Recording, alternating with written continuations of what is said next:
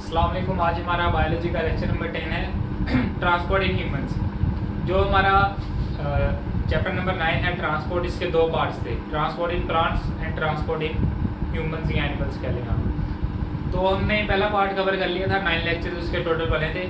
अब second part है हमारा ट्रांसपोर्ट इन ह्यूमंस, कि ह्यूमंस के अंदर ट्रांसपोर्ट किस तरह होता है।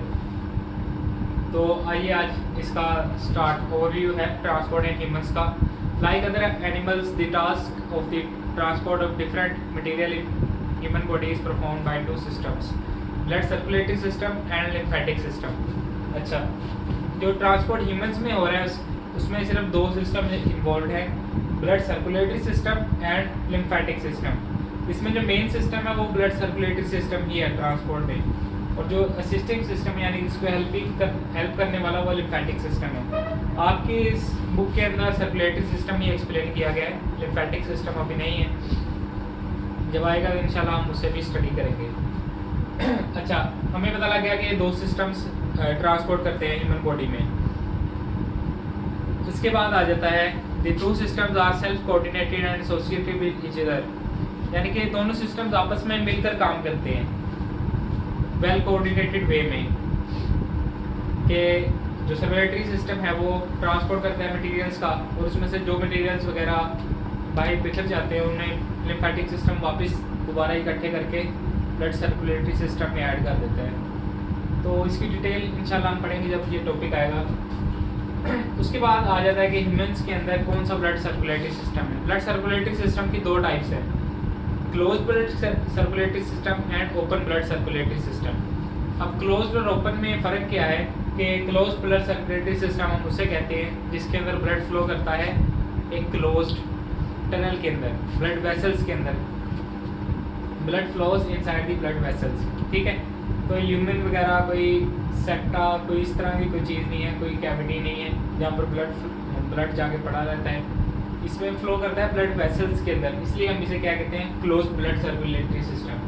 अब उसके बाद आ जाता है कि सर्कुलेटरी सिस्टम या कार्डियोवैस्कुलर सिस्टम।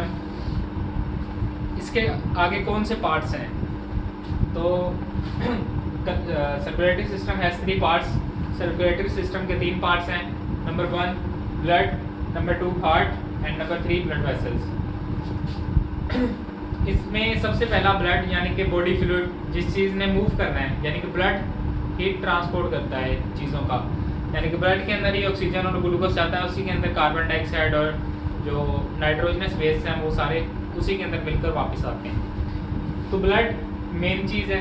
अब इस ब्लड को पंप करने के लिए भी कोई मोटर का काम भी तो कोई चीज़ करे, और वो है हार्ट, पंपिंग ऑर्गन। यानी कि 2 पार्ट हो गए इसके, और थर्ड पार्ट जिन चीज़ों के अंदर ब्लड फ्लो करता है, जिन नालियों के अंदर, उन्हें ब्लड वेसल्स कहते हैं। अब ब्लड वेसल्स 3 तरह की हैं, आर्टरीज, कैपिलरीज एंड वेन्स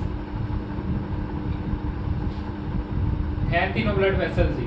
अब आर्टरीज ऐसी ब्लड वेसल्स हैं जो ब्लड हार्ट से बॉडी की तरफ लेकर जाती हैं, उन्हें हम आर्टरीज कहते हैं, और जो बॉडी से ब्लड हार्ट की तरफ लेकर आती हैं उन्हें हम वेन्स कहते हैं, और इन दोनों के दरमियान में उन्हें हम कैपिलरीज कहते हैं। देखें, अगर एक ये ब्लड आर्टरी है, ये अपना ब्लड लेकर जा रही है बॉडी की तरफ, इसे हम आर्टरी कहेंगे। आगे जाकर ये जो ब्लड आर्टरी है ये डिवाइड हो जाती है आर्टरीज में और फिर कैपिलरीज में, यानी कि बहुत ज़्यादा बारीक डिवाइड हो गई है।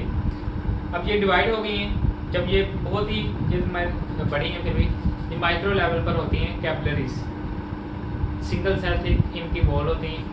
अब इन्हें हम क्या कहते हैं, कैपिलरीज। कैपिलरीज दोबारा मिलकर वेन्यूल्स बनाती हैं, और वेन्यूल्स मिलकर वेन्स बनाती हैं, वेन्स ब्लड वापस हार्ट में ले आती हैं। तो ये पूरा एक ओवरव्यू था ह्यूमन ट्रांसपोर्ट इन ह्यूमंस के बारे में। होपफुली आपको समझ आई होगी। अल्लाह हाफिज़।